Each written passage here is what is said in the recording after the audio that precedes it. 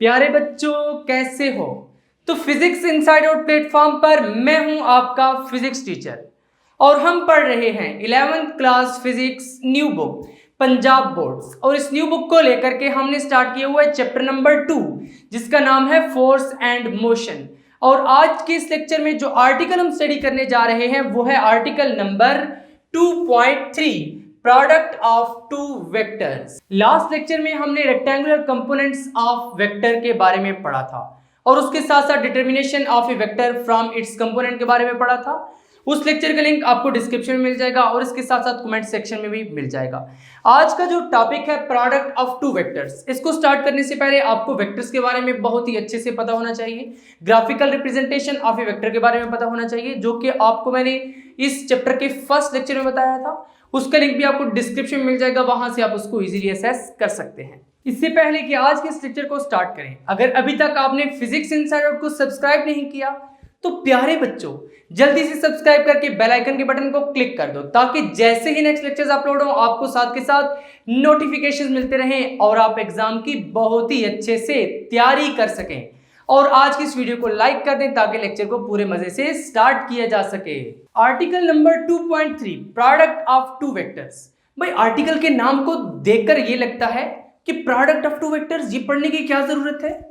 आखिर वेक्टर्स का प्रोडक्ट कहां पर आता है। देखिए डिफरेंट फिजिक्स के फार्मूलाज हैं, जैसे वर्क डन का फार्मूला है product of force and displacement.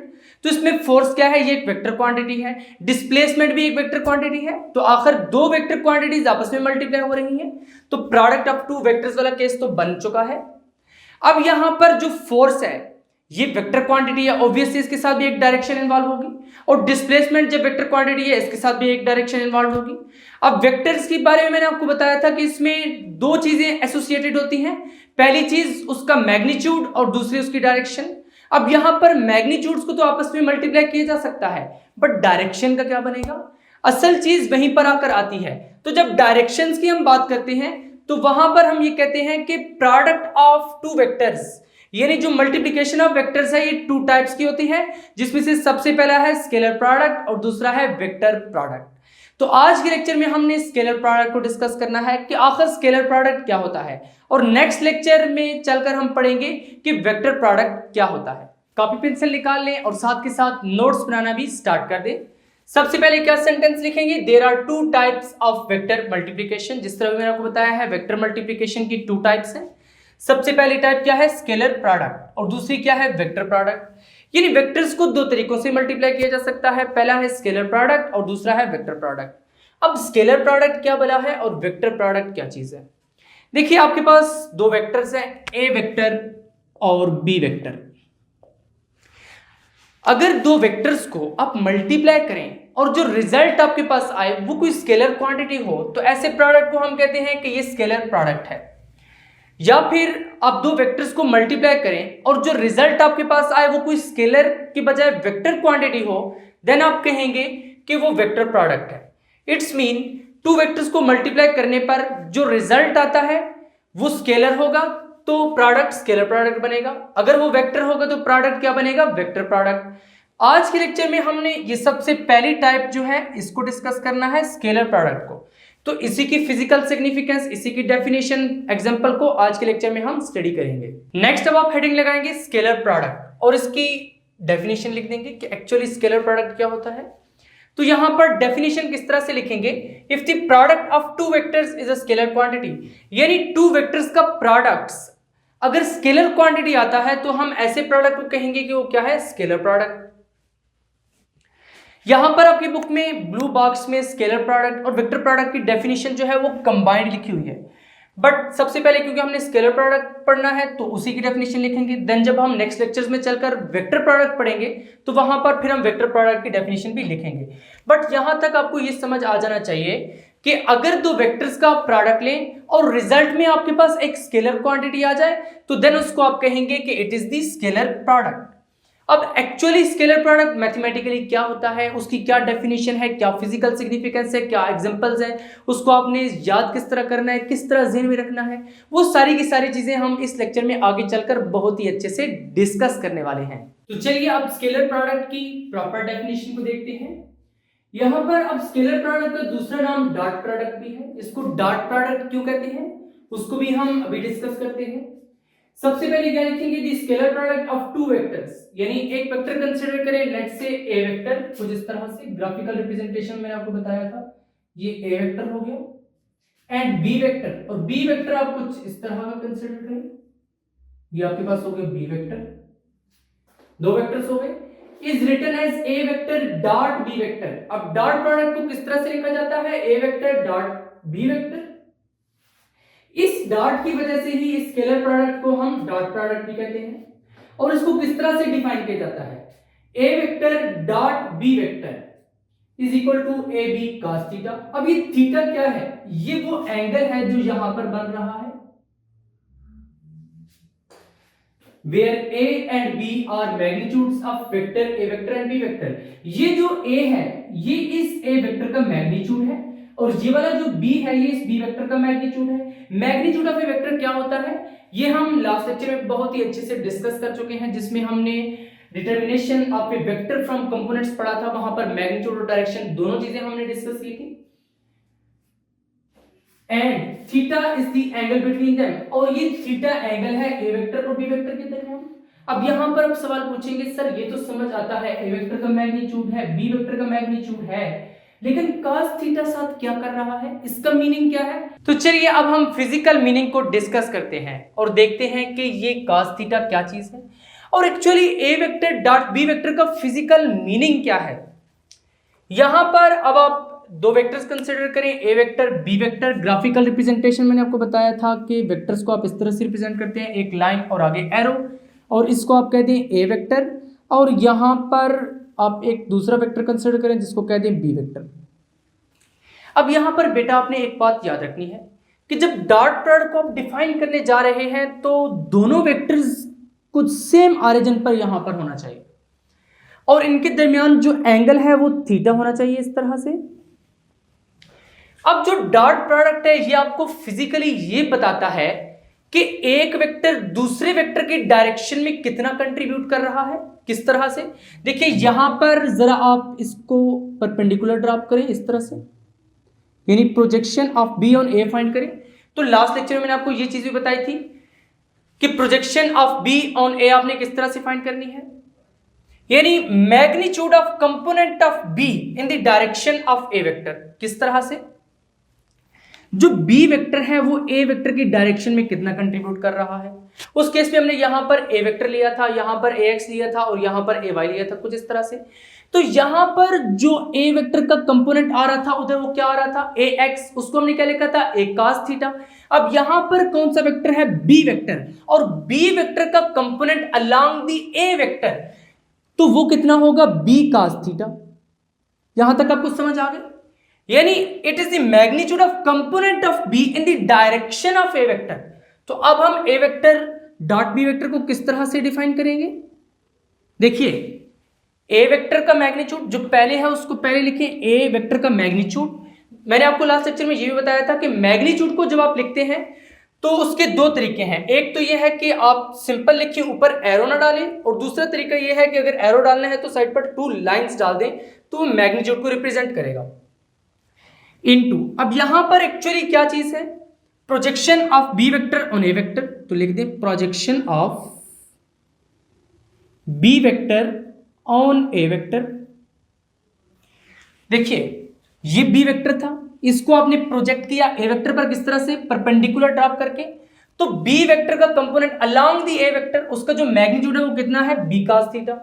तो यहां पर फिर आप क्या लिखेंगे, A vector dot B vector, यानी एक्चुअली इस प्रोजेक्शन का मतलब क्या है, A into magnitude of component of B, magnitude of component of B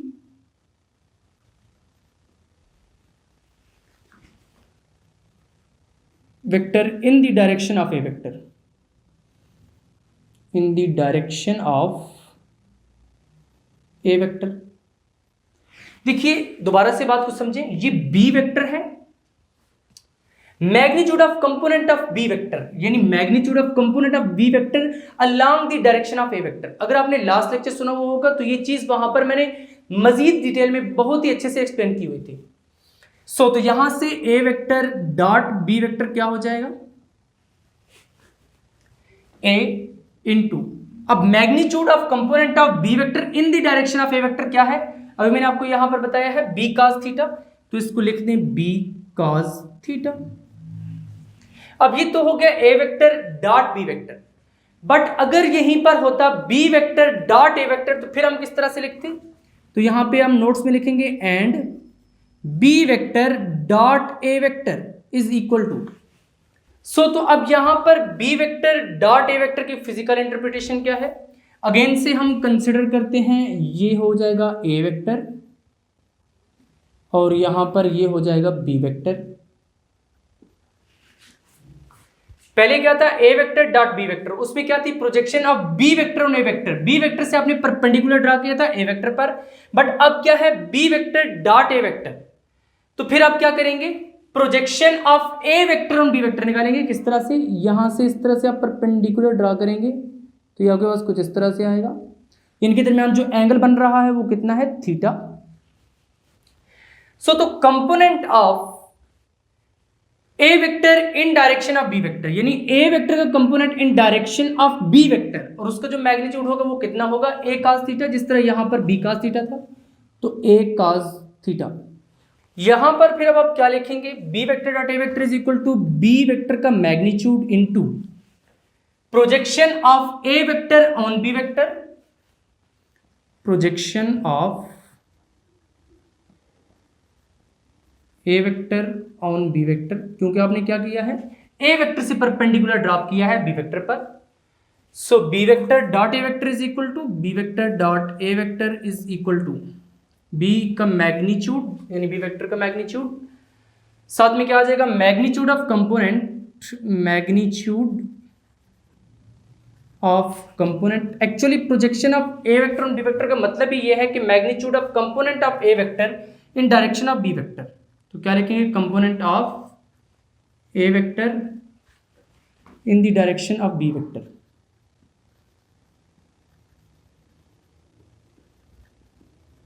तो यहां तक आपने लिख दिया, उसके बाद क्या हो जाएगा B vector dot A vector, अब अगर magnitude of component of A vector in direction of B vector देखें तो वो क्या आता है A cos theta, so B into A cos theta. यहां पर ये जो b है ये इस b वेक्टर का मैग्नीट्यूड है, ये वाला a इस a वेक्टर का मैग्नीट्यूड है। यहां से आपको डॉट प्रोडक्ट का फिजिकल मीनिंग तो पता चल गया, यानी फिजिकल इंटरप्रिटेशन तो आपको समझ में आ गई, बट अब हम देखते हैं कि डॉट प्रोडक्ट की एग्जांपल्स क्या है, उन एग्जांपल से फिर हम देखेंगे कि रियल लाइफ में जो डॉट प्रोडक्ट है वो किस तरह से हम इंटरप्रेट करते हैं।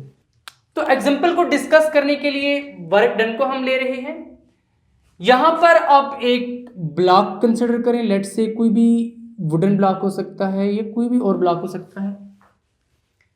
अब लेट से यहां पर आपने इसको फोर्स अप्लाई की है इस डायरेक्शन में, तो ये क्या हो जाएगा F vector.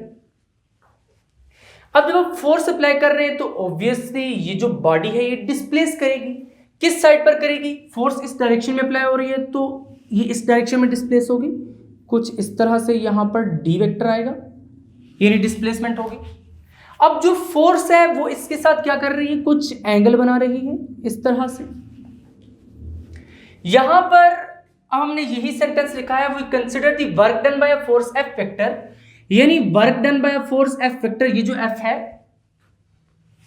Whose point of application, ये है इसका पॉइंट ऑफ एप्लीकेशन, इस पॉइंट पे फोर्स अप्लाई हो रही है, moves a distance D in the direction, वो इस डायरेक्शन में उसको मूव कराती है और वो कुछ डिस्टेंस कवर करती है। देखिए डिस्टेंस के साथ जब डायरेक्शन मिलती है तो वो डिस्प्लेसमेंट बनती है, तो यहां पर ऑब्वियसली इसने कोई डिस्टेंस मूव किया है, जब हम ये कहेंगे कि इस डायरेक्शन में इतना डिस्टेंस है तो वो डिस्प्लेसमेंट बन जाएगी। इसलिए हमने यही कहा है moves a distance D in a direction making an angle theta with the line of action of force. अब line of action of force कौन सी है, ये वाली line of action of force है, इसके साथ क्या बना रही है, ये थीटा एंगल बन रहा है और इसको फिगर में शो कर दिया गया है। अब यहां पर हमने वर्क डन निकालना है, तो ये वही सिचुएशन नहीं बन गई कि ये एक वेक्टर है ये दूसरा वेक्टर है, उनके दरमियान एंगल थीटा बन रहा है, तो वर्क डन को हम कुछ इस तरह से लिख सकते हैं, work done is equal to, ये एफ वेक्टर है, ये डी वेक्टर है। अब इस एफ वेक्टर ने कितना कंट्रीब्यूट किया है डी वेक्टर की डायरेक्शन में? देखिए यहां से आप परपेंडिकुलर ड्रा करेंगे तो फिर वही बात बन जाती है, magnitude of component of F vector in the direction of D vector. तो यहां पर एफ है तो यहां पर क्या हो जाएगा, एफ cos थीटा। थीटा क्या है, ये वाला एंगल है। ये cos थीटा sin थीटा ये किस तरह से आते हैं, ये तो मैंने आपको रेक्टेंगुलर कंपोनेंट्स वाले लेक्चर में पढ़ा दिए थे। सो यहां पर फिर आप क्या लिखेंगे, effective component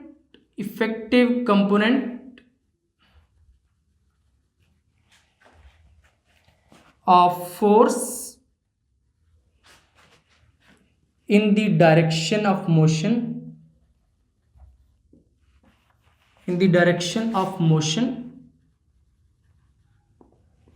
multiplied by distance moved, जितना डिस्टेंस उसने मूव किया है।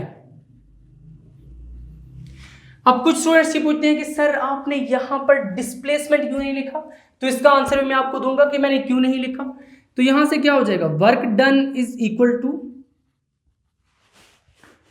देखिए effective component of force, if force का effective component in the direction of D vector, जिस तरह मैं आपको रेक्टेंगुलर कंपोनेंट्स वाले लेक्चर में पढ़ाता रहा हूं कि effective component of A vector along the X axis वो क्या आता था, A cos theta. Similarly F vector का effective component in the direction of D vector, उसका मैग्नीट्यूड क्या हो जाएगा, एफ cos थीटा। तो यहां से फिर इसको क्या लिखेंगे, F cos theta into distance move, कितना मूव किया है, डी। सो वर्क डन को आप डब्ल्यू से भी लिख सकते हैं, तो ये क्या हो जाएगा, एफ डी cos थीटा। सो अब आपको यहां पे समझ आ गया होगा कि मैंने डिस्टेंस मूव्ड क्यों लिखा है। भाई ये एफ डी cos थीटा, यहां पर ये एफ क्या है, इस एफ वेक्टर का मैग्नीट्यूड है, डी क्या है, ये डी वेक्टर का मैग्नीट्यूड है, और डिस्प्लेसमेंट का मैग्नीट्यूड क्या होता है, डिस्टेंस। तो यहां पर मैंने लिखा डिस्टेंस मूव्ड। समझ आ गई, ये था इसका लॉजिकल आंसर। और दूसरी बात, कुछ स्टूडेंट्स ये भी पूछते हैं कि सर आपने एफ cos थीटा क्यों लिखा है, डी cos थीटा क्यों नहीं लिखा। तो भाई फोर्स के अप्लाई होने की वजह से ही बॉडी डिस्प्लेस हुई थी, यानी फोर्स जो है वो इन the direction of D vector contribute कर रही है, एफ वेक्टर कंट्रीब्यूट कर रहा है इन the direction of D vector. तो बेटा जो वेक्टर दूसरे वेक्टर की डायरेक्शन में कंट्रीब्यूट करता है cos थीटा हमेशा उसके साथ आता है। ये रूल तो बिल्कुल आप घोल कर पी लें। अब हमने यहां पर स्केलर प्रोडक्ट की डेफिनेशन में क्या पढ़ा था, A vector dot B vector is equal to A B cos theta. इस तरह से कुछ A vector dot B vector is equal to A B cos theta, जिसमें जो ये ए था ये मैग्नीट्यूड ऑफ ए वेक्टर था, ये बी जो था इस बी वेक्टर का मैग्नीट्यूड था, और थीटा इस ए वेक्टर और बी वेक्टर के दरमियान एंगल था। सिमिलरली यहां पर एफ डी cos थीटा है, अगर एफ को आप ये कंसिडर करें ए और डी को ये कंसिडर करें बी, तो यहां से आप इसको क्या लिख सकते हैं, F vector dot D vector. तो लिख लें F vector dot D vector. अब अगर इसको इसी फार्मूला की मदद से आप दोबारा लिखें तो एफ वेक्टर क्या है, ये ए वेक्टर है, डी वेक्टर क्या है, बी वेक्टर है, तो ए बी cos थीटा। तो यहां पे क्या हो जाएगा, एफ डी cos थीटा। तो यही नहीं था एफ डी cos थीटा, इसको हमने क्या लिखा है, वर्क डन। तो लिख दें is equal to work done. तो यहां से अब आपको समझ आया कि फिजिकल एग्जांपल क्या है स्केलर प्रोडक्ट की। ये वर्क डन वाली एग्जांपल बहुत ही अच्छे से एक्सप्लेन कर देती है। आपकी बुक में स्केलर प्रोडक्ट और डॉट प्रोडक्ट इसकी एक ही एग्जांपल दी हुई है वर्क डन वाली, लेकिन यूजुअली पेपर में आपको लिखनी पड़ती हैं दो एग्जांपल्स। तो दूसरी एग्जांपल यहां पर हम पावर की कंसिडर कर रहे हैं। Power is a scalar product of force and velocity, यानी फोर्स और वेलोसिटी का अगर स्केलर प्रोडक्ट लिया जाए तो पावर आ जाती है। ये किस तरह से आती है ये तो हम नेक्स्ट चैप्टर्स में जाकर पढ़ेंगे, क्योंकि यहाँ पर एफ और वी का क्योंकि डॉट प्रोडक्ट था इसलिए यहाँ पर ये एग्जांपल लिखी है। P is equal to F vector dot V vector, तो इसको आप लिख सकते हैं एफ वी cos थीटा भी। थीटा क्या है, एंगल है बिटवीन एफ एंड वी। तो ये क्या है, P, ये एक स्केलर क्वांटिटी है, पावर जाहिर है एक स्केलर क्वांटिटी है, तो F vector dot V vector ये है इसका फार्मूला। तो यहां पर आपके पास एग्जांपल्स भी कंप्लीट होती हैं। फाइनली आज के लेक्चर में हमने स्केलर प्रोडक्ट और डॉट प्रोडक्ट के बारे में डिस्कस किया है, जो कि मल्टीप्लिकेशन ऑफ टू वेक्टर्स का एक मेथड था कि उनका आप किस तरह से डॉट प्रोडक्ट ले सकते हैं। तो यहाँ पर आपने प्रॉपर देखा कि डॉट प्रोडक्ट लेने के लिए आपको दोनों वेक्टर्स का मैग्नीट्यूड चाहिए होता है, फिर उसमें एक एंगल थीटा चाहिए होता है, वहां से आप A vector dot B vector find कर सकते हैं। फिर हमने उसका फिजिकल मीनिंग देखा और उसके बाद एग्जांपल्स देखी। तो आज के लेक्चर में इतना ही। अब नेक्स्ट लेक्चर में हम कैरेक्टरिस्टिक्स ऑफ स्केलर प्रोडक्ट और डॉट प्रोडक्ट के बारे में पढ़ेंगे। बिल्कुल वो भी इसी तरह फिजिकल एग्जांपल्स लेकर पढ़ेंगे कि एक्चुअली वो एक एक कैरेक्टरिस्टिक उसका क्या मतलब है, उसके फिजिकल मीनिंग्स क्या है। तो ईच एंड एवरीथिंग बहुत ही डिटेल में डिस्कस करेंगे। तो प्यारे बच्चों, अब आपने क्या करना है, जस्ट फिजिक्स इनसाइड आउट को सब्सक्राइब करके बेल आइकन के बटन को क्लिक कर देना है, ताकि जैसे ही नेक्स्ट लेक्चर्स अपलोड हो आपको साथ के साथ नोटिफिकेशन मिलते रहें और आप एग्जाम की बहुत ही अच्छे से तैयारी कर सकें। मिलेंगे नेक्स्ट लेक्चर में, तब तक के लिए अल्लाह हाफिज।